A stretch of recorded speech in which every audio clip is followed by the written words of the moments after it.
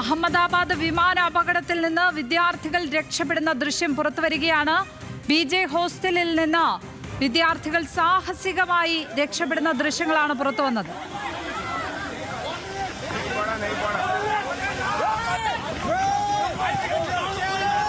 Medical വിദ്യാർത്ഥികൾ സാഹസികമായി അവിടെ നിന്നും രക്ഷപ്പെടുകയാണ്. വിമാനം അവിടേക്ക് ഇടിച്ചിറങ്ങിയപ്പോൾ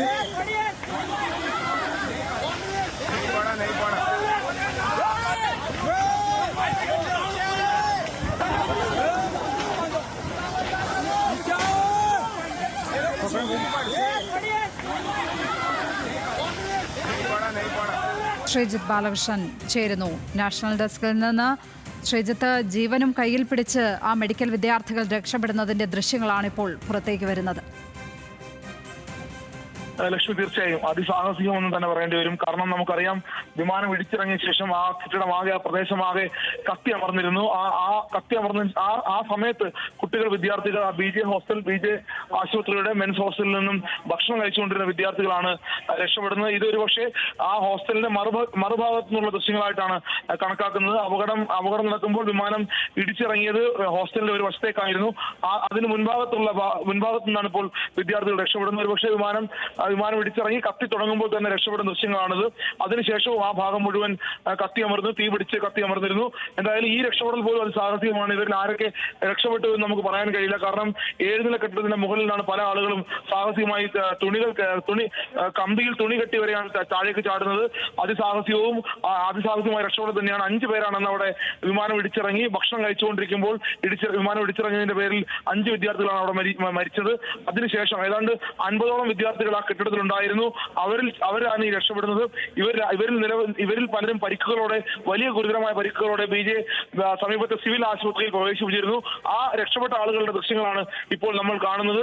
വിമാനം ഇടിച്ചിറങ്ങുന്നു, വലിയ തീപിടുത്തം ഉണ്ടാകുന്നു, കെട്ടിടം മുഴുവൻ കത്തി അമരുന്നു. ആ സമയത്ത് രക്ഷപ്പെടാൻ നടത്തുന്ന തത്രപ്പാടും ശ്രമവുമാണ് ഈ ദൃശ്യങ്ങൾ കാണുന്നത്. വളരെ ഭീതിജനകമായ ഒരു ദൃശ്യം. ഒരുപക്ഷെ അതിനുശേഷം സമീപത്ത് നിന്ന ആളുകൾ, രക്ഷാപ്രവർത്തനത്തിനായി ഓടിയെത്തിയ ആളുകൾ എടുത്ത ദൃശ്യങ്ങളായിട്ടാണ് നാം മനസ്സിലാക്കുന്നത്. എന്തായാലും ഇപ്പോൾ ദേശീയ മാധ്യമങ്ങൾ ഈ വാർത്ത റിപ്പോർട്ട് ചെയ്യുമ്പോൾ, ദേശീയ മാധ്യമങ്ങളടക്കം ഈ ദൃശ്യങ്ങൾ പുറത്തുവിടുമ്പോൾ അവിടെ നടന്നത്, ആ അപകടത്തിന് പിന്നിൽ നടന്നത്, അപകടത്തിന് ശേഷം നടന്നത് വലിയ സാഹസികമായ രക്ഷപ്പെടൽ ഉണ്ടായിരുന്നു എന്ന് വേണം മനസ്സിലാക്കാൻ. ഏതാണ്ട് 242 പേരുമായി വന്നിറങ്ങിയ വിമാനം, കത്തിയമർന്ന വിമാനം, അതിനുശേഷം നമ്മൾ അന്നും പറഞ്ഞിരുന്നത് 2 തലത്തിലാണ് ഈ അപകടത്തിന്റെ വ്യാപ്തി വലുതായത്. ഒന്ന്, വിമാന അപകടം ഉണ്ടാകുന്നു, വിമാന അപകടത്തിന്റെ ഇന്ധനം പൂർണ്ണമായും കത്തി, വിമാനം പൂർണ്ണമായും കത്തി അമരുന്നു. 241 പേർ, വിമാനത്തിലുള്ള 241 പേരും മരിക്കുന്നു. ഒരാൾ അതിസാഹസികമായി രക്ഷപ്പെടുന്നു. പിന്നീട് വിമാനം ഇടിച്ചിറങ്ങിയ ആ കെട്ടിടത്തിനുള്ളിൽ ഉണ്ടായിരുന്ന വിദ്യാർത്ഥികൾ, അതിൽ 5 പേർ മരിക്കുന്നു.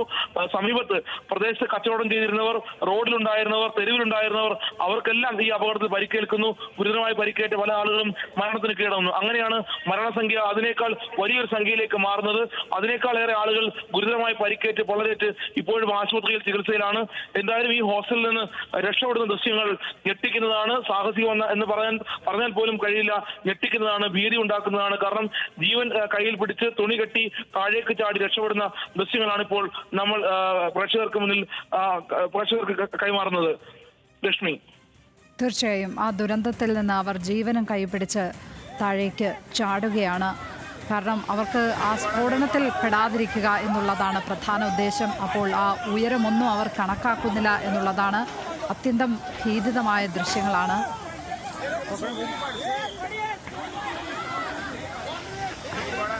എത്ര വലിയൊരു പാനിക്കായിട്ടുള്ള അവസ്ഥയിലായിരിക്കും ആ കുട്ടികൾ അന്നേരം എന്നുള്ളതാണ് ഓർത്തു പോകുന്നത് ദൃശ്യങ്ങൾ കാണുമ്പോൾ. BJ ഹോസ്റ്റലിൻ്റെ മെസ്സിലേക്കാണ് വിമാനം ഇടിച്ചിറങ്ങുന്നത്.